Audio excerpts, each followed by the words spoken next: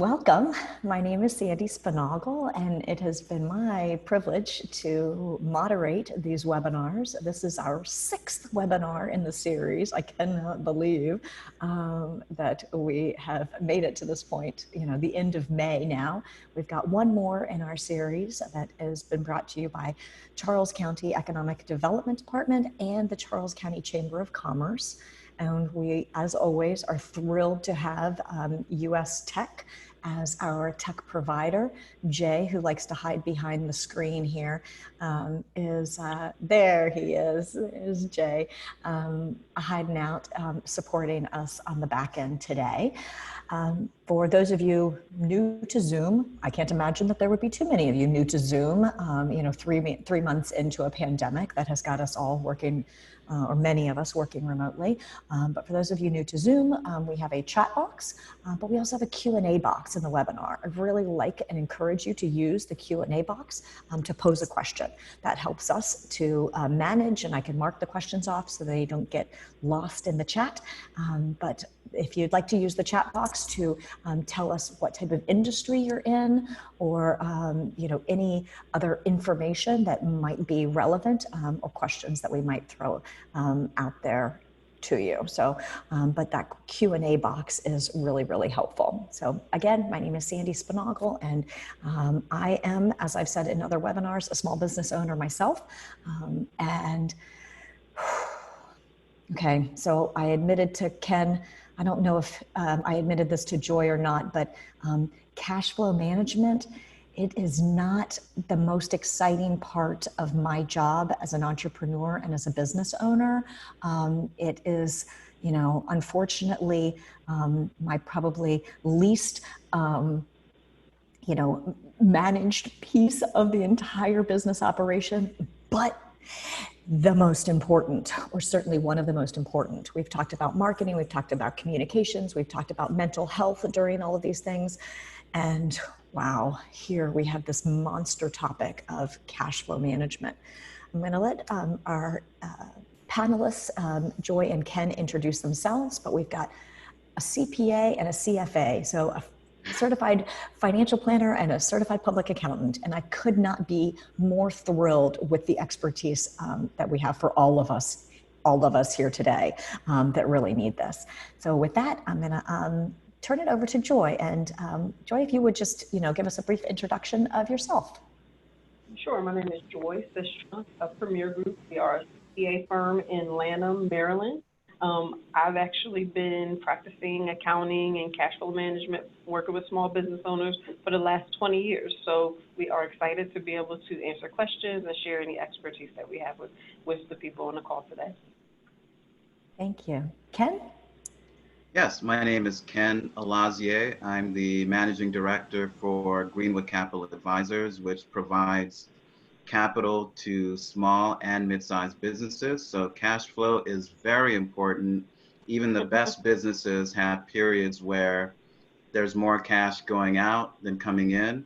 And so we often put together capital facilities to help fund those businesses during those times. I'm also a mentor for an organization called SCORE, which provides free mentoring for small business owners. And so I've been definitely had a full plate advising companies on how to navigate this climate, especially as relates to the disaster relief loan or EIDL and PPP as well. Awesome, thank you. So if we could, as we dive in, help me to understand, help our audience, our attendees to understand, when we say cash flow, what do we mean? How can I use that to understand my kind of current financial position? Ken, we'll start with you. Sure. So as an outsider looking into any business or organization, one of the things that we're always going to try to determine is this business generating enough cash to pay its bills? And we always come back or try to arrive at a cash flow number, because typically if you're looking at, say, an income statement or another type of statement, it's maybe done on an accrual basis. So as revenue is earned as opposed to when cash is actually coming in. And there may be non-cash expenses on an income statement like depreciation, amortization, all of that. So we're always trying to make adjustments to arrive at a cash flow number. It's so important because it tells us, one, that company's ability to pay its bills. If they're looking for funding, we can see if that company is going to have enough to pay its bills plus the loan that it wants to take on. But in the event that that company is maybe selling, maybe have an owner who's retiring and selling their business, then the value of that business is tied to the cash flow generating ability of that company. So cash flow is very, very important, and understanding that as a business owner is crucial for those reasons, but also for your own planning reasons. I think the best part about this, again, is your different perspectives. And so I'm really curious, Joy, what cash flow means to you as an accountant and kind of managing of that day-to-day piece. So what it means for us as accountants and CPAs is simply what your business is bringing in and what is going out, and then how that whatever is left is actually what you have left to spend on other things, like Kim was saying. Do you need to invest in your business? Do you need to invest in other resources? But if you can't match what's coming in to what's going out, you are at a loss, which means that you would personally need to either put money into the business or you need to get a loan from somewhere. There are other options and things that you have to figure out, but that is at a base level. What comes in must equal what's going out or more, or you are you're in trouble a little bit. You're in a little bit of trouble. So how do I figure that out? How do I assess my cash flow? Is it a matter of income and expenses? Well, no, because income and expenses can be, as Kim mentioned, on an accrual basis. You can have income coming in and you may have done a service, but you haven't actually received payment yet. So at a basic level, you are literally writing out what actually has come in at the moment, what you have on hand. That's what cash flow is, what's in the bank. What came in, and then what needs to go out based on what you have right in this moment. And what you usually do in most businesses is you would do a projection out of what you think that's going to look like for the next 12 months. And that's what kind of helps you to determine what your next steps are. Do you need to change your pricing? Do you need to just look at different things? So we're looking only at cash, not revenue and expenses, but what has come in and then what still needs to go out. And so what a lot of lenders, just to add to that, especially during a period like now where you're seeing businesses really slow down or maybe even halt due to COVID and social distancing, is they'll actually want to look at, in a lot of cases, monthly bank statements, because that will actually show what money is coming in during a given month versus the money that's going out. So one simple way for you as a business owner to see that is oftentimes you can kind of download your account activity, and some banks will even have tools to categorize expenses and cash flow streams. So you can see very clearly, I have this much coming in versus this much going out. Nope, that's perfect. So in this scenario, what's an appropriate or best practices in terms of cash on hand? How many, weeks, months, of cash on hand should I have? In this climate, I would say a minimum of 3 months. Because as you see, some people haven't even left the house in 3 months. In a perfect world, at least probably 6 months to a year if you have that ability. But most small business owners just simply do not have that much cash flow to build that much, and it takes a while. That's why you want to kind of build on it and save to get there. But 3 months is at least a minimum, a baseline, I would say. Yeah, I would agree with that.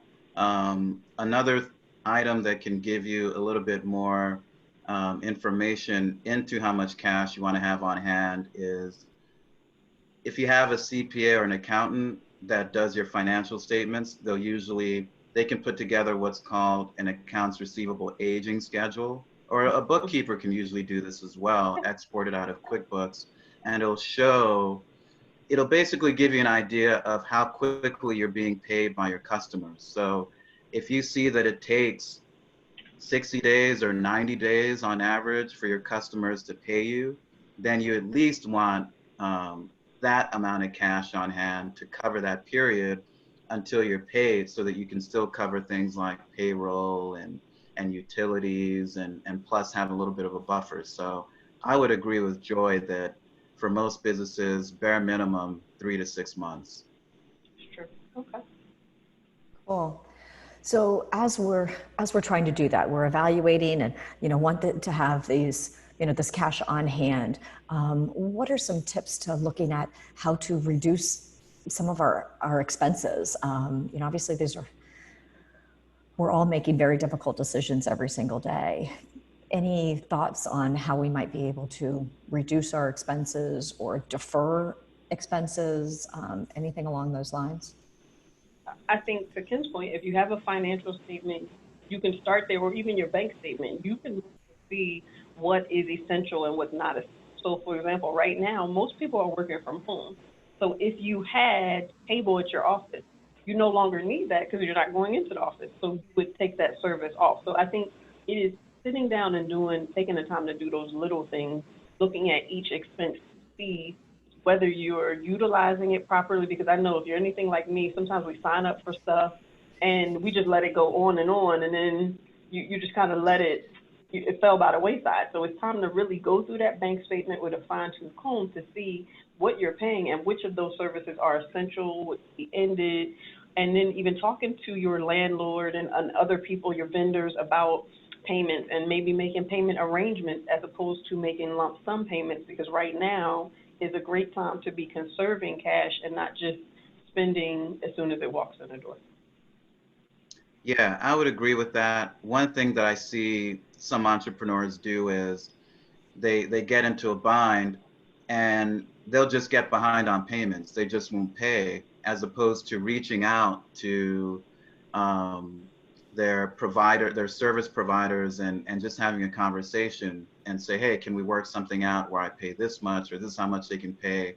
And your providers, everyone wants to receive a 100% payment, but they'll take 50% over zero if you communicate and are proactive, as opposed to waiting till you're 3 months behind or 6 months behind. And the only other thing I'll add is, especially with the current legislation like CARES and otherwise, definitely know what you're entitled to, so that when you reach out to your landlord or otherwise, you kind of know what you can legally defer and for how long. Many business owners that I interact with still have student loans. So under CARES, if you still have student loans, you're entitled to a deferment for 60 days. So just things like that, knowing kind of what's out there under the law, I think can help you manage your cash flow during a time like we're in now. Good, great example. Yeah, not that this is an opportunity, we're not using this as a plug your services, but I am going to use this as a plug your services. And again, it's like, it makes it even more critical. I mean, I've been lockstep with my accountant for 3 months because of this. Like, I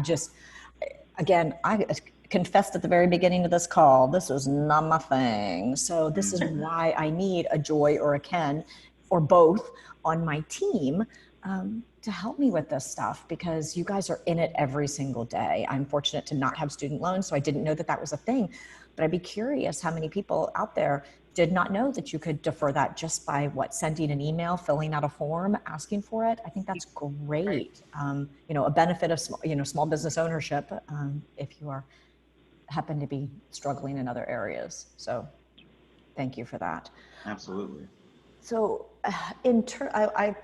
I think I want to kind of take a step back before we dive in. You mentioned CARES Act, and so I'm trying not to dive into the 3 Ps that's turned into a thing. But help me to first, let's figure out a strategy.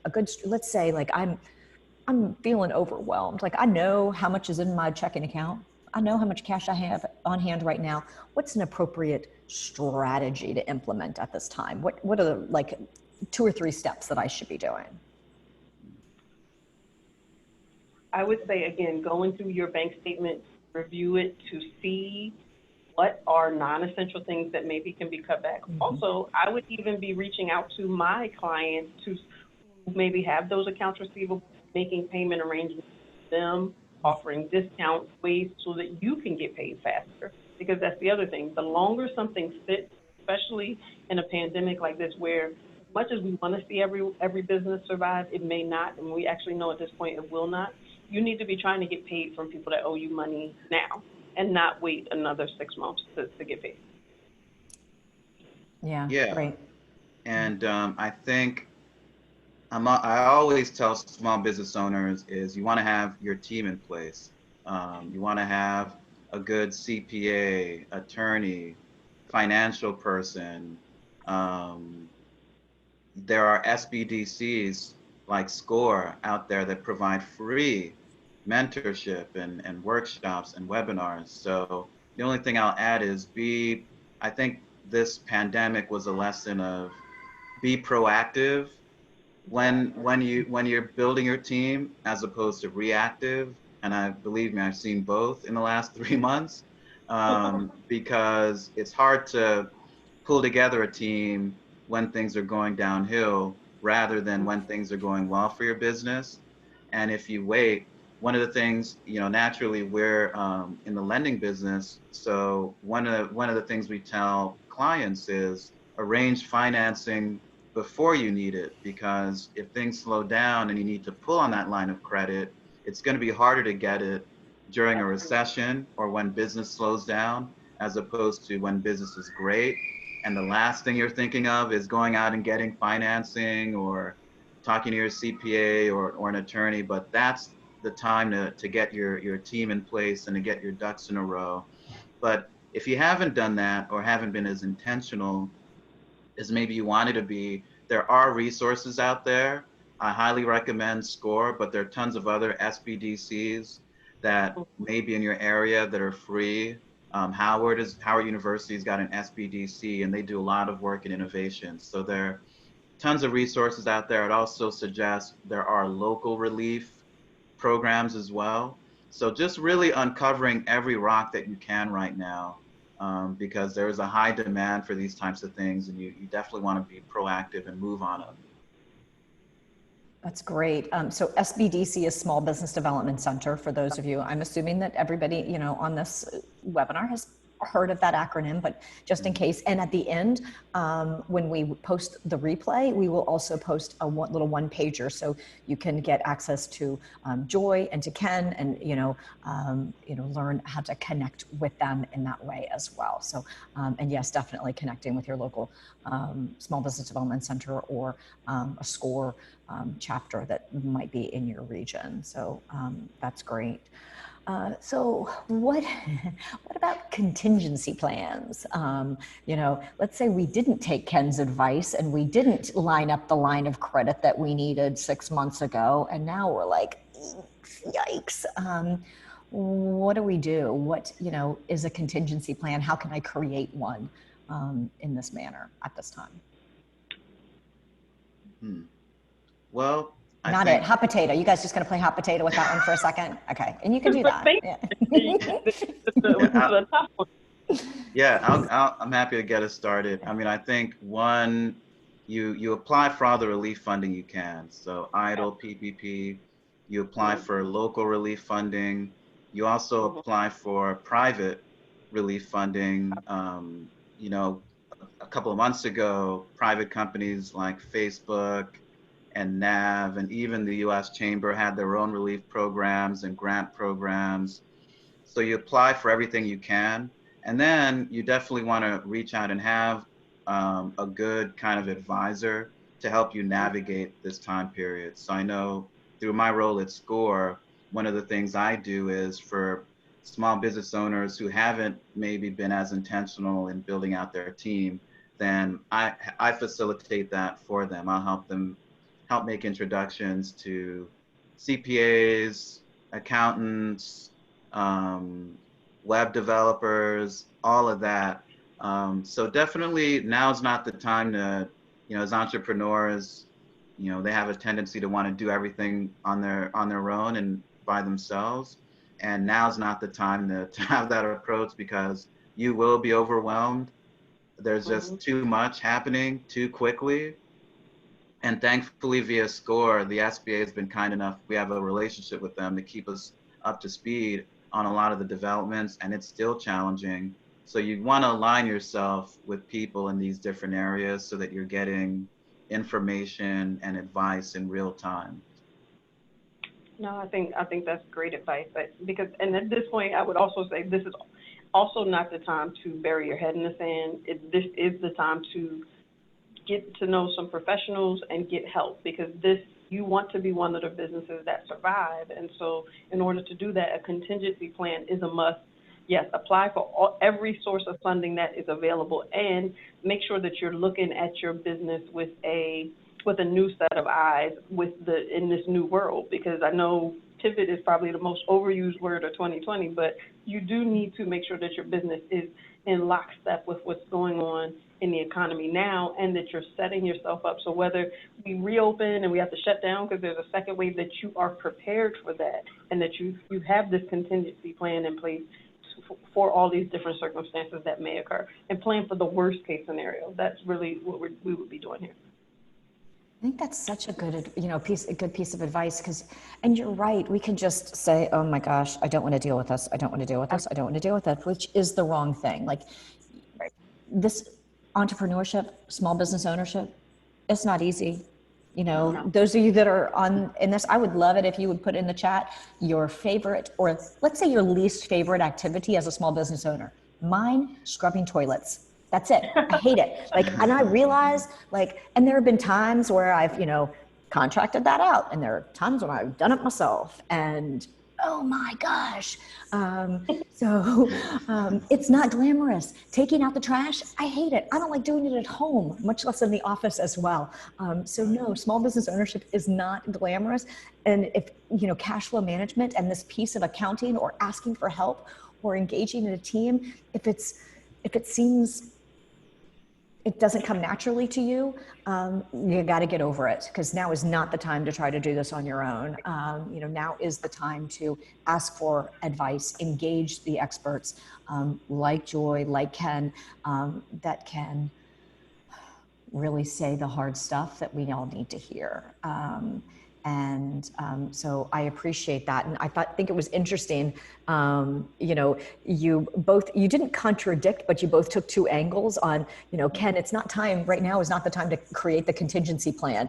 But Joyce was able to spin that around and say, if this happens again in October, and where we're we reopen and then we end up having to close back down again, which very well could happen, then you create your contingency plan now for then.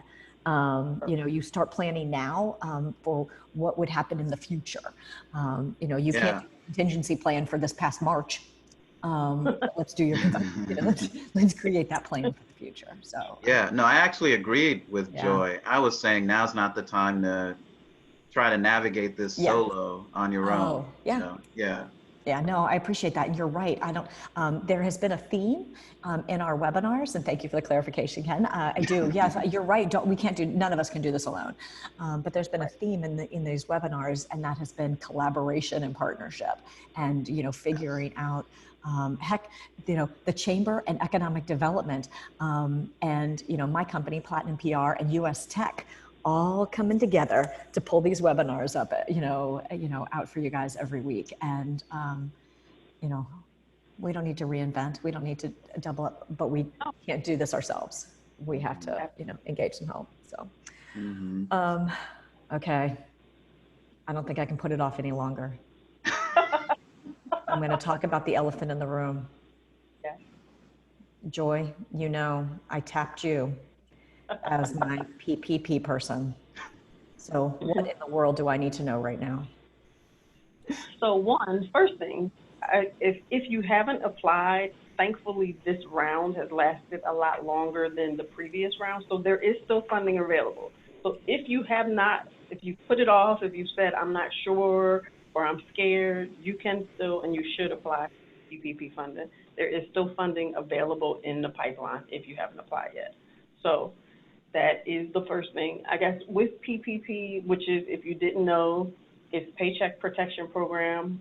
What it was set up to do was to help small business owners keep themselves and their staff members, if they have any, employed, so that you don't have this a bunch of people going on unemployment. Our unemployment numbers are still rising, but as much as possible, they want to keep small businesses in business. And so the government through a bank is providing 8 weeks worth of, or actually 8.5 weeks worth of funding for payroll, rent, utilities, and mortgage. So that is the long and short of it. Well, Yeah, and just added to that, I think the biggest misconception, at least that I hear, is that, oh, I don't have any employees, so I don't qualify. And Right. sole proprietors and independent contractors are both eligible to apply for PPP. Right. That's true. Very true. And even partners of partnerships can apply for PPP. They are eligible. So, and it is forgivable. And even if it's not forgivable or you don't wind up using it exactly the way they say, it is still a loan at 1% where they didn't check your credit for 2 years. So you're not going to find cheaper money than that to help you keep your afloat. so in terms of that reporting out, you know, again, try not to do this yourself, you know, work with an accountant, you know, work with somebody to help you with those details. Is that the general advice? And I mean, I say that and I understand, you know, a lot of times it's hard to make that expense, but this is one of those times where I think you need the expense. I think you need to have somebody that's helping you to make sure that you're not defaulting or, you know, not collecting the right data or something like that. Joy, what are your thoughts there? I would definitely agree, because because it is a forgivable loan, they are going to be very specific about what they want you to send. The SBA has put out its own 11-page application. That's not even including what the banks are going to ask you to bring in and support. So it's going to be important that if you have paid people in accordance with this, that you want as much of the loan to be forgiven as possible. So it's going to be important that you work with someone who can help you put your package together so you can get to maximum forgiveness, whatever that looks like for your business. Okay. I think this is a great time, and then I'm going to go back to you, Ken, to remind the audience, put your questions in the Q&A box. I cannot believe we have gotten almost halfway through this webinar and do not have questions. I'm the only one asking them. Granted, I realize I ask amazing questions and we're having a great conversation. People, I know you've got questions. So I would encourage you to put them in the Q&A box. Ken, what about you? What were you thinking? I was just going to say, yes, I completely agree with Joy, especially if you're one of the businesses that now have received your PPP funding. Record keeping is going to be extremely important. You definitely want to get your CPA involved. The forgiveness applications have been released, so you definitely want to familiarize yourself with that, because it'll stipulate things like how you choose the 8-week period and all of that stuff, just so you want to make sure as much as you can that you're compliant. And like Joyce said, worst comes to worst, you know, it's not forgivable and you get a 1% loan. But ideally, look, if your main purpose is using it for payroll, then you absolutely should make sure that you're in compliance so that it is forgivable. Absolutely. And so that we did have a question. Who should we contact regarding help with that forgiveness piece, with that application? Did you say it was an SBA application? Oh, it's available online.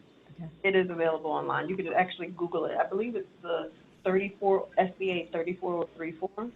So what happens is whoever gave you the loan is going to dictate forgiveness. The SBA has just given you a preview of what they're going to be asking for. But your bank is going to reach out, and actually you can reach out to them, but I will tell you at this moment, because the loan process is still open, most banks haven't gotten to forgiveness yet.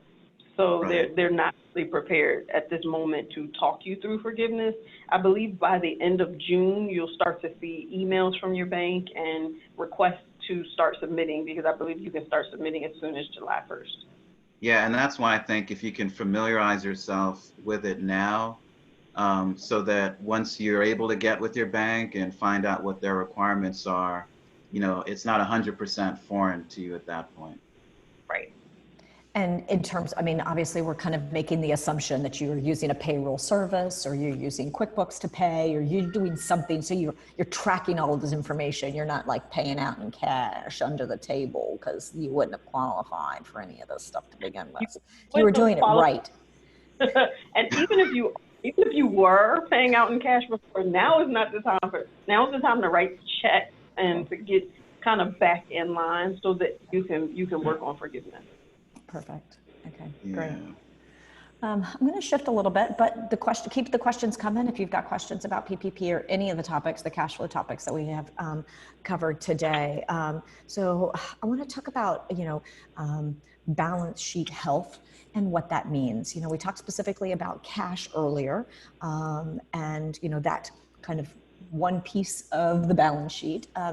Joy, can you talk to me about, just kind of some general, tips maybe for overall financial balance sheet health for a small business? So I think the balance sheet is actually very misunderstood financial statement. What it is the balance sheet is telling you where your business is at any specific point in time. It tells you cash you have in the bank. It tells you what your accounts receivable is, meaning who owes you money. It tells you what fixed assets or things that the business owns. And those are your assets. And then you have your liabilities, which is everyone that you owe, any loans that you have, as well as the equity section, which really for you as the business owner is one of the most important things, because what equity represents really is if you sold the business today, this is what the business is worth, just in a basic format. And so the balance sheet tells you how is your business even surviving. So if you have a bunch of cash in the bank, but it's mostly all because of loans, your business may not be doing quite as well as you want. So secondarily, after the cash flow statement, to me, the balance sheet is probably the second most important financial statement, because it really tells you how your business is doing. And if you're a bank, that's how the bank is going to look at your business and say, this is how you're doing. And I think a lot of people, we focus a lot on the profit and loss, but really the balance sheet tells the story of your business and where you are and where you're headed. And I think we kind of alluded to it earlier, but we didn't say it when we were talking about the contingency plan. If you didn't use your line of credit or you were thinking about applying for a line of credit before COVID, now really isn't the time, because most banks, outside of these government-funded things, most banks aren't loaning too much money at this point because the economic conditions are too uncertain. So your balance sheet speaks to your ability to survive as a business. Yeah, I'll definitely second that. One of the things that we've been seeing in the lending market is a lot of banks, well, some of them aren't doing new loans right now. The ones that are putting a lot more emphasis on historical financials rather than projections. So they're paying a lot of attention to tax returns you filed, historical income statements, balance sheets, and the balance sheet gives us an idea of how much debt you have, how much assets are in the business, how much you guys have been pulling out of the company month to month. If you've been pulling out too much, or we notice that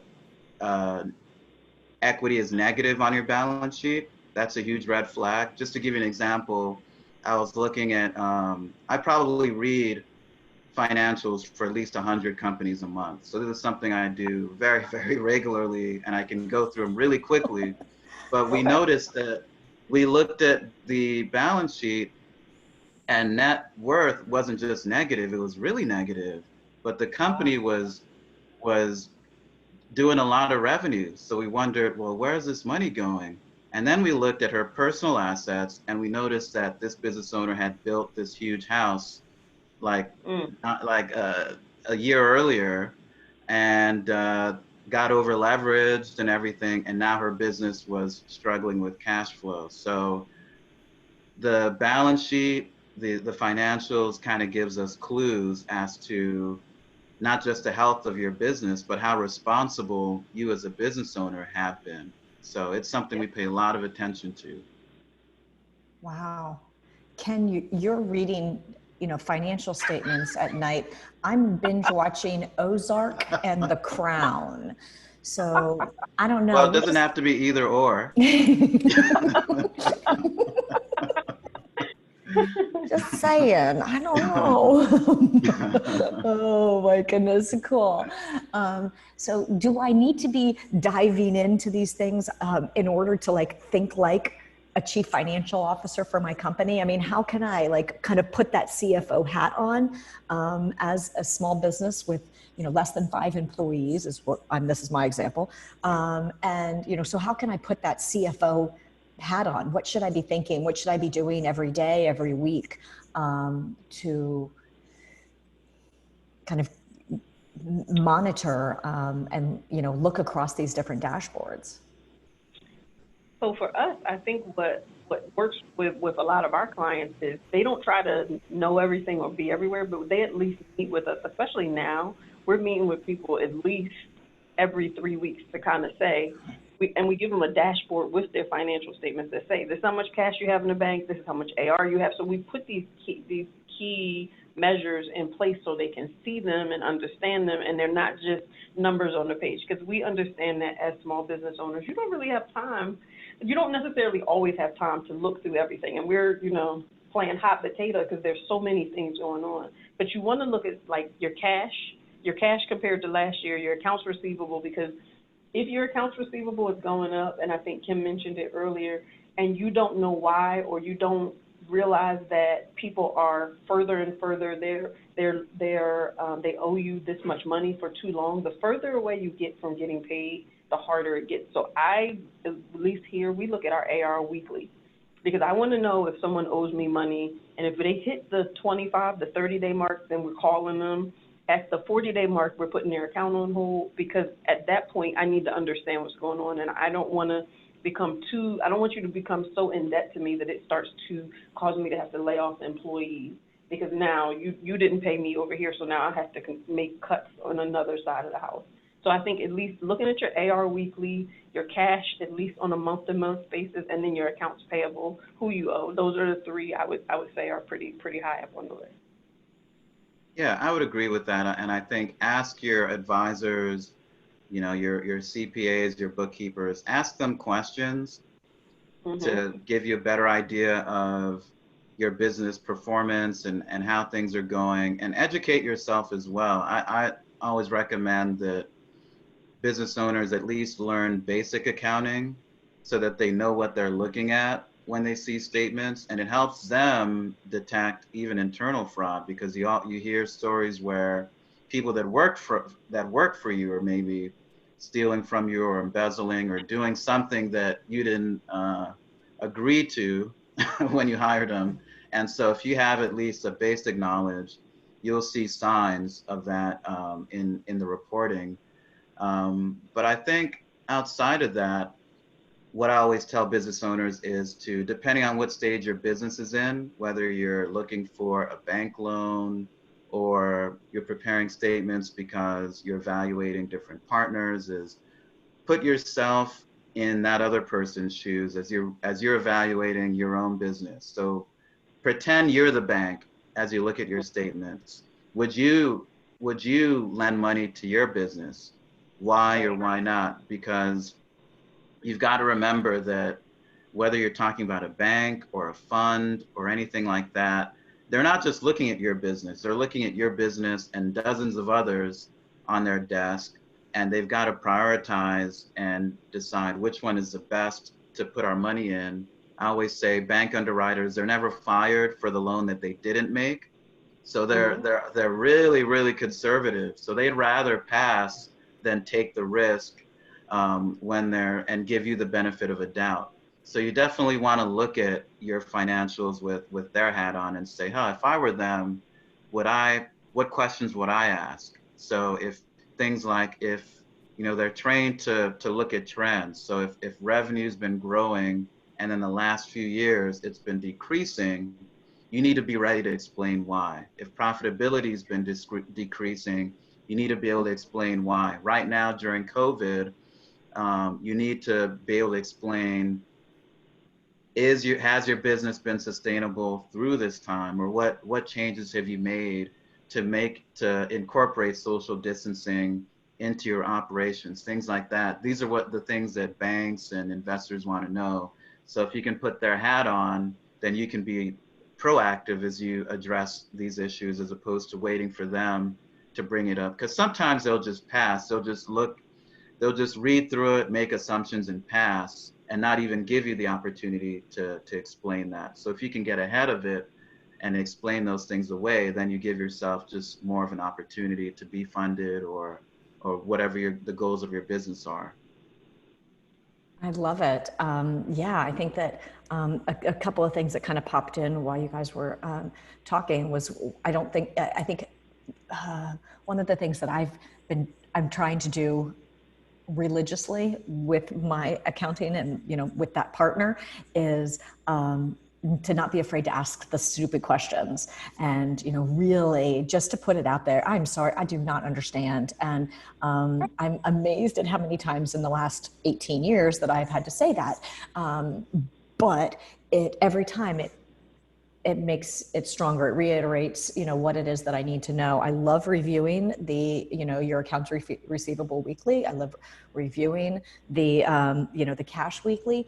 And then Ken, honestly, that the piece of looking and thinking, asking the questions through the lens of someone else is so critically important. And it's what we do in marketing. You know, we try to, solve someone's, come up with the problem, and understand, articulate our message to helping solve their problem. And that small business relationship is so very similar. And I hadn't thought about it in that perspective before. So thank you for that. That's pretty cool. Absolutely. We do have another question. What are good strategies on protecting and growing your cash flow? And then the second part of that, how can I use business cash flow to help with funding? So good strategies on protecting and growing. On protecting, again, I think some of the strategies we're talking about, if you are to protect, it means that you need to make sure that you are looking at, again, the cash and accounts receivable, looking at what your margins. Are your products appropriately priced, especially for this market, and do you need to also increase pricing or decrease pricing to get more people in the door? What is it going to take? So not being afraid to, especially because we're in a new market, not being afraid to make a change or an adjustment to adapt, because that's how you're going to protect. If you keep everything the same, make no changes, it's going to be harder to survive, because everything around us to be willing to change and adapt your business, keep up with that trend, whether that's pricing, whether that's changing your product, your service, maybe modifying it, doing something like having a lower price point for certain services and reducing the service level, whatever that is to meet the need and to continue to have cash flow coming in. Also looking at your staffing to make sure you have the appropriate level of staffing and the expenses, so that what your break-even point is on all of this, so you know how you can grow your business. And don't be afraid to, I know we talked about it a little bit earlier, but don't be afraid to collaborate with other people. All around you are people and other business owners who are innovating and making change and trying to figure out what's next. So having those conversations with other businesses may push you into a new product or service that is a collaborative that also brings you a new revenue. Cool. I love it. Yeah, and the only thing I'll add to that is for me, a lot of it comes back to relationships. So especially if you're a B2B, if you're a service for other businesses, they're less likely to cut your service if they know you, they like you, you're in constant dialogue. So I think really maintaining that consistent communication with your customers, with your suppliers, I think that can help protect cash flow. As a finance person, I think also it's having good advisors to advise you on maybe tools that you can use to protect cash flow. So for example, having a good insurance person to evaluate a proper policy to protect for things like business interruption. There are coverages like business interruption that will pay you if your business is interrupted by some sort of covered cause.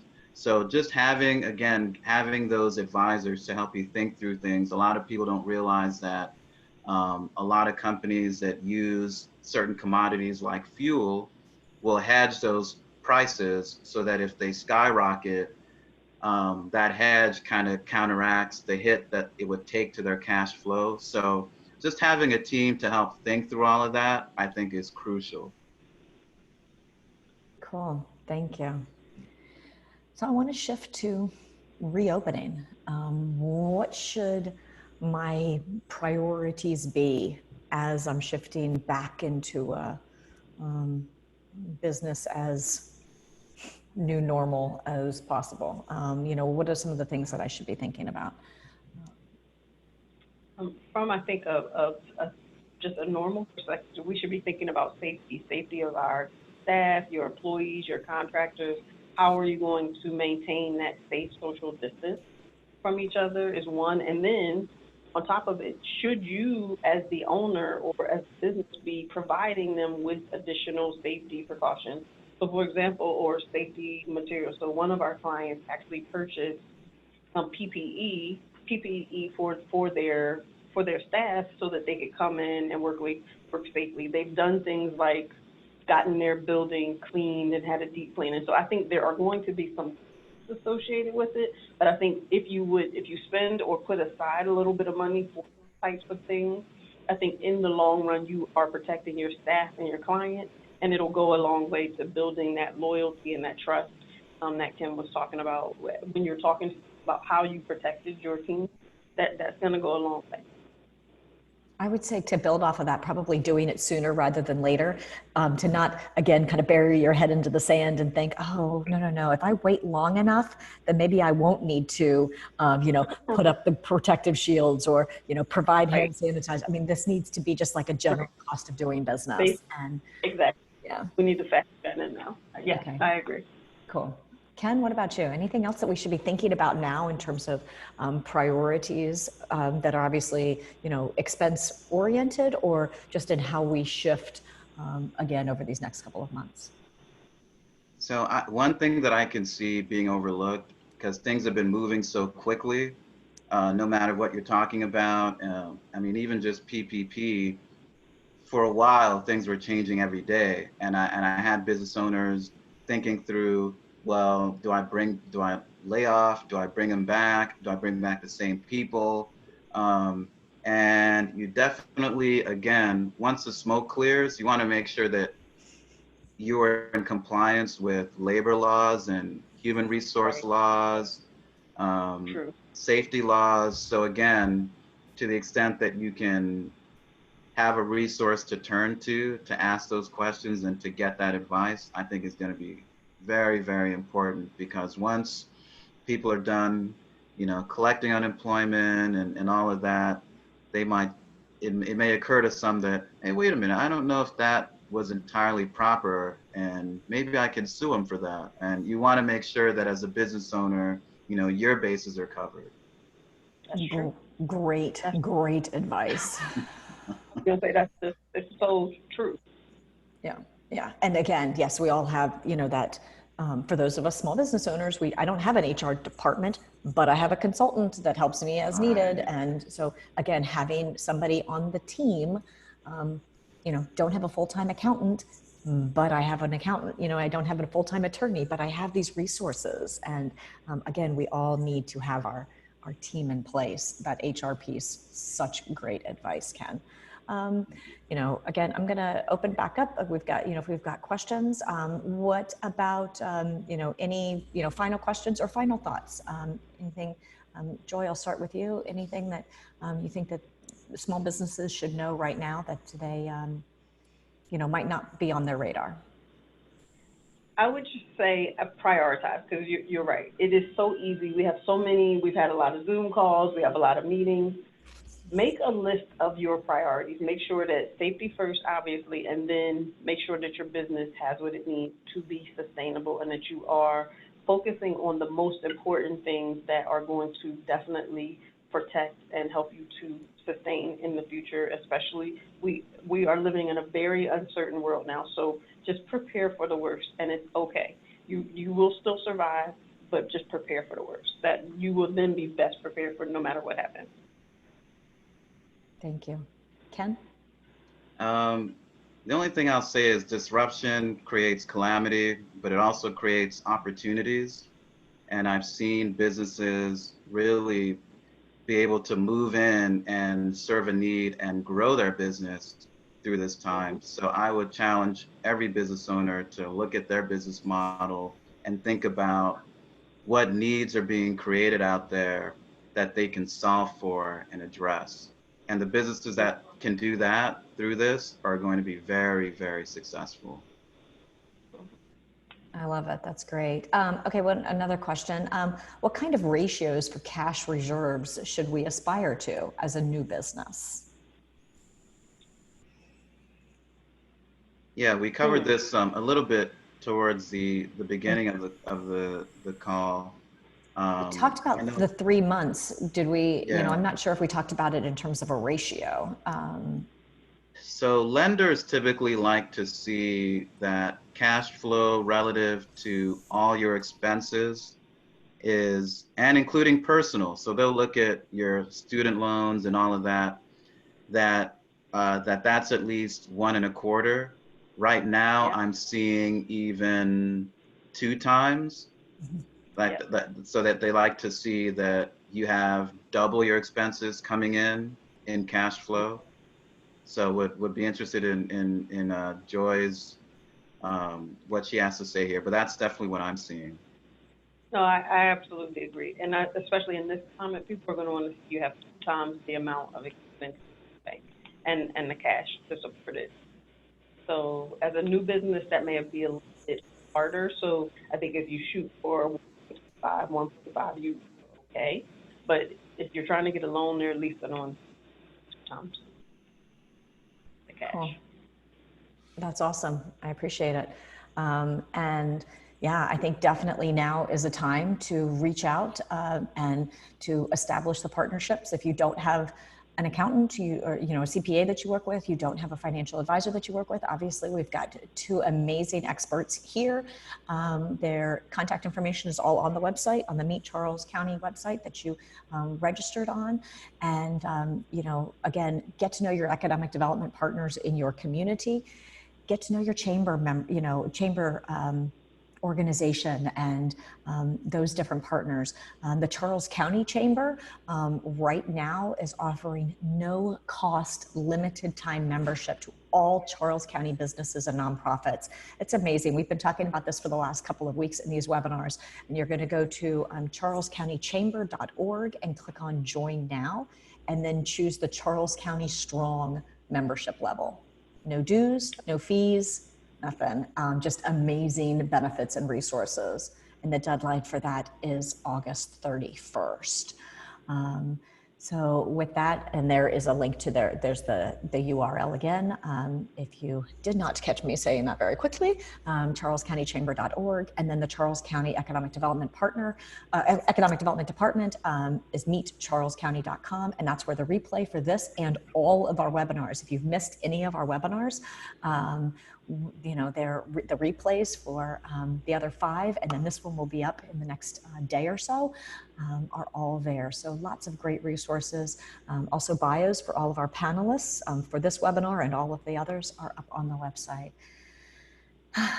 Joy and Ken, I cannot thank you enough. I am going to, in the 5 minutes that I have gotten back, because we're ending 5 minutes early, I'm going to go and check out my accounts receivable and do some, check that out, see how I'm doing, at this moment, check out my, current cash, and I would challenge everybody else to do exactly the same.